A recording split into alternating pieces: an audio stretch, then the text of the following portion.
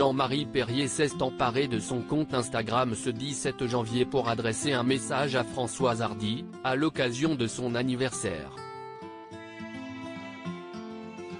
Une publication teintée d'inquiétude qui a bouleversé les internautes. Jean-Marie Perrier est connu pour son travail remarquable de photographe des années yéyé à nos jours, mais sa vie privée a fait pas mal couler d'encre aussi. Par exemple, en 1962, il a eu un coup de foudre pour Françoise Hardy. Et s'il avait déjà évoqué sa chance de l'avoir croisée puis eu comme petit ami, le beau-frère de Michel Sardou est toujours autant fasciné par sa première rencontre avec cette merveille. Au micro de RTL, l'homme de 82 ans s'était souvenu de cet instant figé dans sa mémoire. Il revenait de l'armée, de la guerre d'Algérie précisément. Jean-Marie Perrier se dit chanceux d'être tombé sur Françoise Hardy dans de telles circonstances.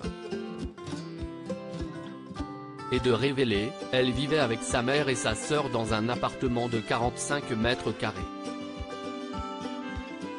Et je suis envoyé par son directeur artistique. Hop. La porte s'ouvre. Si est sa mère qui l'ouvre, mais derrière je vois une apparition. Cela m'a fait monter les larmes aux yeux. Je l'aimerais jusqu'à la fin. Outre sa beauté, un autre fait notable, selon l'ex-réalisateur, l'avait frappé. D'abord, elle était mal habillée, rire. Il n'y avait rien, tout était à faire. Alors ça me rend fou, je suis un pygmalion, toute ma vie j'ai pygmalionné quelqu'un, homme ou femme d'ailleurs, se targuait l'artiste. Les amants finissent par se séparer gentiment au bout de 4 ans parce qu'elle voyageait, lui, aussi. Jean-Marie Perrier avait reconnu sa principale erreur dans cette relation, je ne suis pas très fier de moi.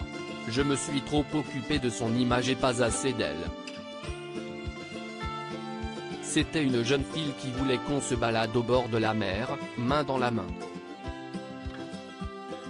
Ça, si est la jeunesse, si est de la bêtise.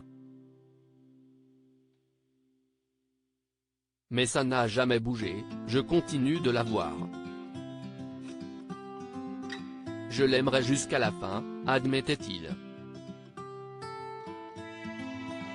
Célébrer cette chère grande, Jean-Marie Perrier prend régulièrement la parole afin de donner des nouvelles de l'interprète touché par un cancer du pharynx depuis plusieurs années. Françoise est née le 17 janvier, c'est donc son anniversaire, écrit le photographe en légende d'un sublime cliché de l'idolée.